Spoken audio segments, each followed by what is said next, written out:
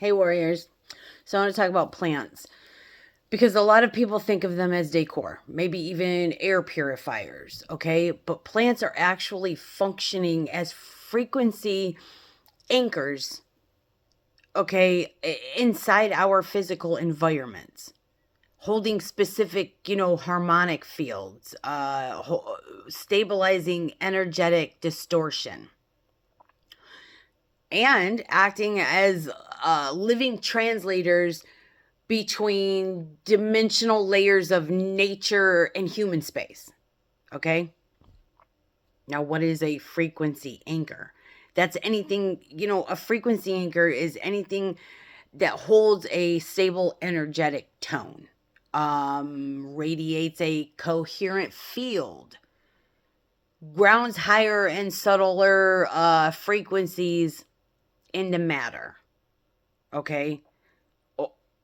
Or preventing or prevents energetic fragmentation of space. Okay? Think of it like this actually. Um if your home is an instrument, plants are the tuning forks, placed throughout the room. Okay? They're helping the entire field stay in harmonic resonance. So they're not just sitting there, they're broadcasting coherence. Okay? So, why plants specifically, I guess? Do you know what I mean? Plants exist in a unique biological position, okay? Number one, cycling water, okay? Number one, that's let me say this first. They're rooted, okay, in Earth's magnetic field, okay? But reaching into like solar light codes, okay? Um Cycling water, which is an emotional conductor.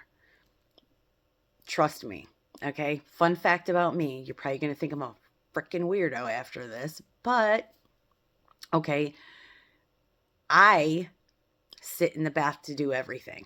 And when I say everything, everything besides make these videos, okay? Um, I eat in the bath. I spend most of my time while I'm at home in the bath. Very high water bill, okay? But it's because it is natural emotional conductor. And let me just tell you this, if it wasn't between my bath and my plants, you'd be seeing a much different version of me in these videos. Okay. Anyways, but that's what plants are doing. They're cycling water, breathing. They are literally mediators between earth, water, air, light, human nervous systems, okay? Which makes them natural stabilizers. Okay? They translate planetary frequency into livable atmosphere. Okay? Their plants are awesome. Okay? Now I'm going to give you some examples of grounding type plants, okay? Which would be the ZZ plant, the snake plant, the rubber tree, which is a ficus, the jade plant, okay?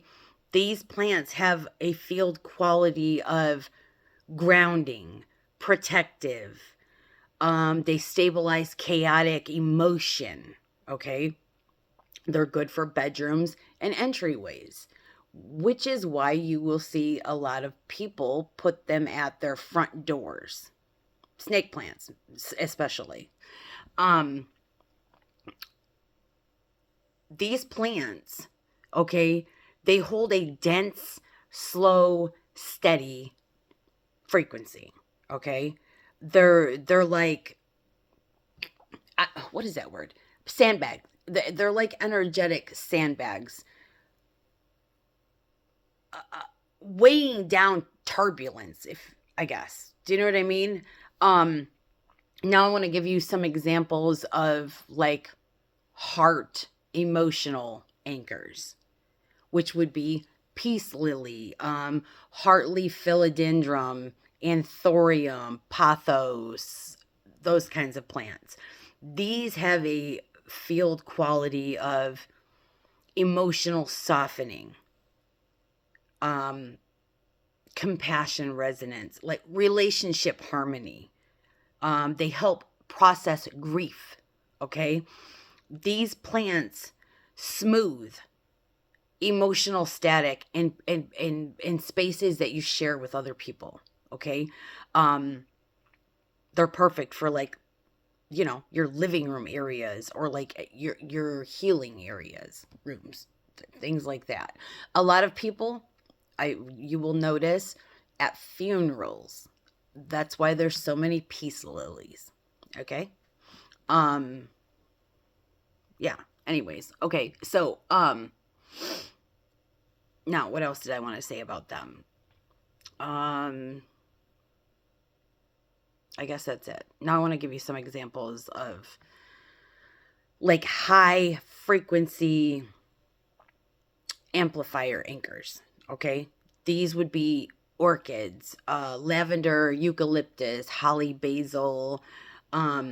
They have a field quality of like atmospheric clearing, dream amplification, spiritual sensitivity. They're good for your meditations. Okay. Like enhancing, I guess, your meditations, things like that. These don't ground as much as they, I guess, elevate. Do you know what I mean? Elevate the field. They're best placed in, obviously, your meditation rooms, any type of creative space, really. Now, as far as if you are wanting to work with plants, okay, placement matters, okay, but you don't need rituals, just coherence, okay. Like I said, placement matters. Entryways, you're gonna want to put the protective stabilizers, which you can Google any of that if you want to find out each plant. Bedrooms, you're gonna want to use grounding, calming plants. Workspaces, you're gonna want to use a focus amplifier plants. Altars, if you use altars, I personally don't, but if you do, then that would be where you would want to keep your high frequency plants. And as far as care goes for plants, I know there's all this different, for each plant. I'm going to tell you this. When you look for plant care out there, you're always going to run into, oh, well, for this genius of plant, use this, do this. No, bullshit. Your plants are all individuals just like we are, okay? And they need to be took care of as such, okay? So I'm going to say plant care, energetic reciprocity, really. Do you know what I mean? Okay, so when you, because honestly, when you are watering them, pruning them, speaking to them, which yes, I do. I speak to my plants every day, all day. You're not just maintaining biology. You're maintaining the harmonic field that they are anchoring for you. Okay?